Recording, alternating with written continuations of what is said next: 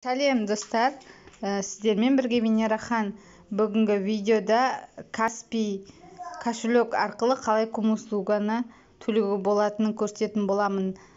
Лайк бас, комментарий жазып, каналыма тіркеліп отырыңыздар. Ал кеттік. Каспий KZ-ға кіреміз. Каспий KZ-ге кіреміз. Платежиді басамыз. Сонда міне трансгаздан менде 58 теңге келіп тұр. Соны к оплате дегенді басасыз, төлейсіз. Сосын мында сізде энергоснабжение деген тұрады. Ол да мына жерде узнать задолженность деген бар. Оны да қарайсыз, сонда шығып тұрады. Мында дейтін Билайн өз телефоныңызға толтырып алуыңызға болады, единица салуыңызға болады. Общий міне почта, Казпочта арқылы міне общий төлеуге болады осылай.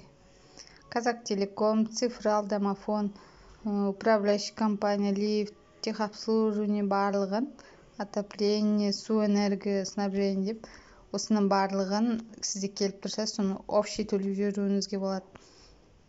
Қазір біз төлейміз энергоснабжение. Платить дейміз. Ваш платеж принят дейді. Вернуться дейсіз. Болды. Тағы қандай видео шығарайын достар, айтып кетіңіздер. Историяда тұрады мына төленгеніңіз. Комментарий жазып кетіңіздер. Лайк басыңыздар. Каналыма тіркеліңіздер. Сау достар.